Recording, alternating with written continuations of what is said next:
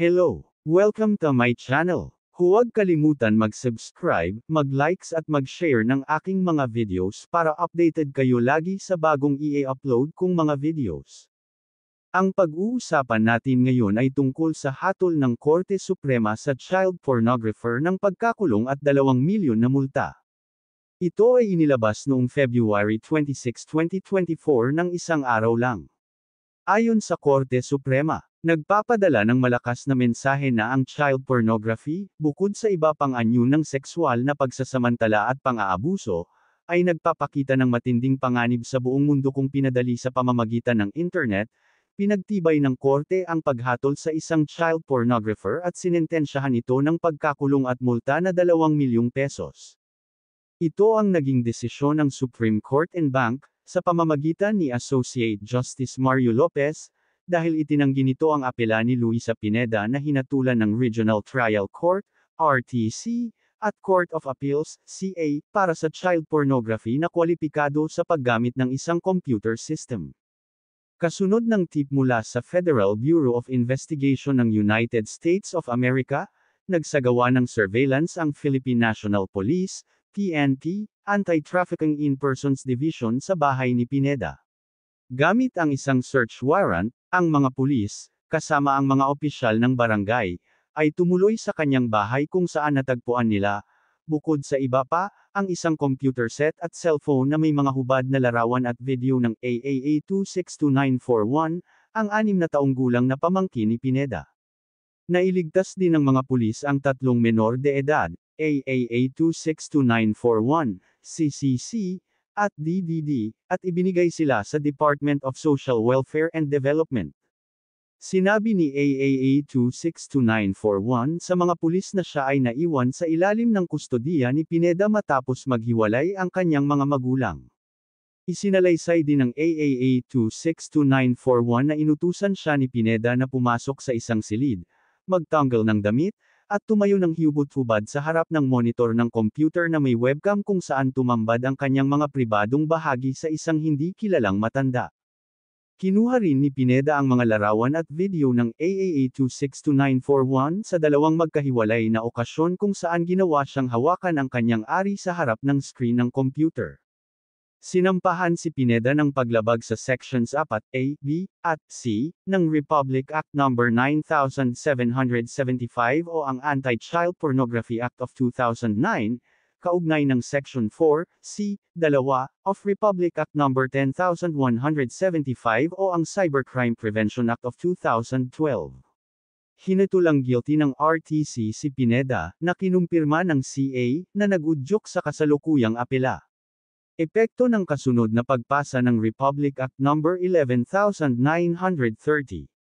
Sa pagresolba sa apela, tinalakay muna ng korte ang epekto ng kasunod na pagsasabatas ng Republic Act No. 11930 o ang Anti-Online Sexual Abuse of Exploitation of Children, OSAEC, at Anti-Child Sexual Abuse or Exploitation Materials, CSAEM, Act.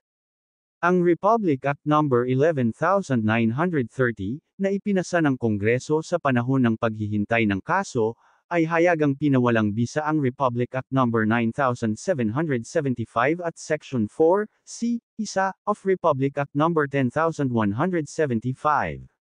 Kaya't tinalakay ng korte ang mga legal na kahihinatnan ng naturang pagpapawalang bisa sa pananagutang kriminal ni Pineda. Sa pangkalahatan, ang ganap na pagpapawalang bisa ng isang batas ng penal ay nag-aalis sa mga korte ng kanilang awtoridad na parusahan ang isang akusado na kinasuhan ng isang paglabag sa lumang batas bago ang pagpapawalang bisa nito. Sa ilalim ng naturang ganap na pagpapawalang bisa, ang pagkakasala ay hindi na umiiral na parang ang taong gumawa nito ay hindi kailanman ginawa ito. Ang isang pagbubukod sa panuntunang ito ay kung saan ang nagpapawalang bisang batas ay muling nagpapatupad sa dating batas at nagpaparusa sa kilos na dating pinarusahan sa ilalim ng lumang batas. Sa ilalim ng pagbubukod na ito, ang pagkilos na ginawa bago ang muling pagsasabatas ay patuloy na isang pagkakasala at ang mga nakabinbing kaso ay hindi apektado, hindi alintana kung ang bagong parusang ipapataw ay mas pabor sa mga akusado. Ang isang pagbubukod sa panuntunang ito ay kung saan ang nagpapawalang bisang batas ay muling nagpapatupad sa dating batas at nagpaparusa sa kilos na dating pinarusahan sa ilalim ng lumang batas. Sa ilalim ng pagbubukod na ito, ang pagkilos na ginawa bago ang muling pagsasabatas ay patuloy na isang pagkakasala at ang mga nakabinbing kaso ay hindi apektado, hindi alintana kung ang bagong parusang ipapataw ay mas pabor sa mga akusado. Sa kaso ni Pineda, ang krimen na kinasuhan ay ginawa noong Agosto taong 2016, kung kailan ang umiiral na batas ay Republic Act No. 9775. Ang sumunod na batas, Republic Act No. 11,930 na pinagtibay noong ika-30 ng Hulyo taong 2022, ay tahasang pinawalang bisa ang Republic Act No. 9775, ngunit kasabay nito ay muling isinagawa ang labag sa batas na mga aksyon, tinukoy bilang pornography ng bata.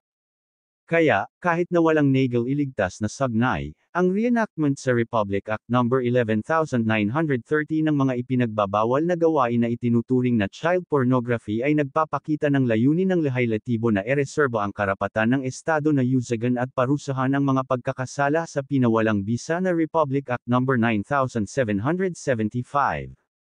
Nananatili sa mga korte ang jurisdiction na magdesisyon habang nakabinbin, mga kasong kriminal na kinasasangkutan ng mga paglabag sa Republic Act No. 9775 na ginawa bago ito ipawalang bisa, kasama ang kasalukuyang kaso ni Pineda. Pananagutang kriminal at sibil ng Pineda. Nakita ng korte ang lahat ng elemento ng child pornography sa ilalim ng Republic Act No. 9775 na nasa kaso ni Pineda. Sa ilalim ng Section 4, A, B, at C, ng Republic Act No. 9775, ang mga elemento ng child pornography ay, isa, ang biktima ay wala pang 18 taong gulang o higit pa ngunit hindi kayang ganap na pangalagaan ang kanyang sarili. 2, ang nagkasala ay alinman sa A. Kumuha, gumamit, humihimok, humikayat o pumipilit sa isang bata na gumanap sa paglikha o paggawa ng anumang anyo ng child pornography.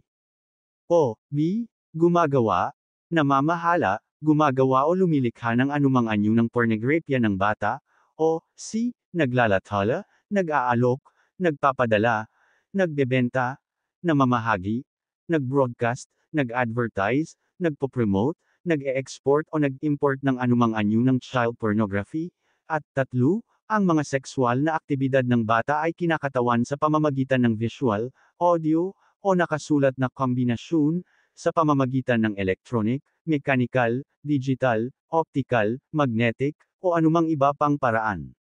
Sa kasalukuyang kaso, si AAA 262941 ay 6 na taong gulang lamang sa oras ng insidente. Napag-alaman din na inutusan ni Pineda ang bata na tanggalin ang kanyang mga damit at tumayo ng hubot-hubad habang hinihipo ang kanyang ari sa harap ng computer na inilalantad ang kanyang mga pribadong bahagi sa mga lalaking customer na nanunood online. Sinuportahan ito ng testimonya ni AAA 262941, gayon din ang resulta ng digital forensic examination ng computer set at cellphone na nasamsam mula sa tirahan ni Pineda, kung saan nakuha ng pulisya ang maraming hubad na larawan at tahasang mga video clip ni AAA 262941. Narecover din ng pulisya ang online na pag-uusap ni Pineda at ng dayuhang customer sa pagbebenta ng mga hubad na larawan at video ni AAA 262941.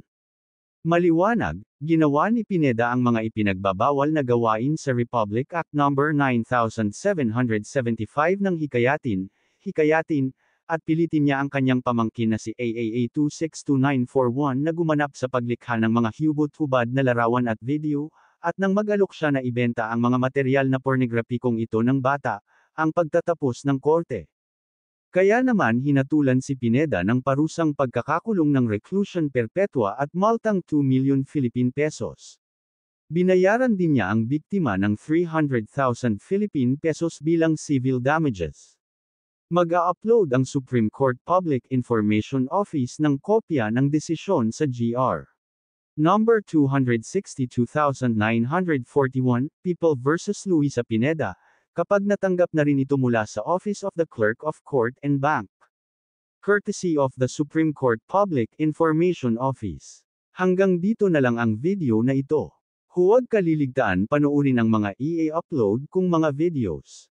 Mag-subscribe at mag-likes at i-share para updated ka palagi sa mga bagong videos na i-upload ko. Thank you for watching.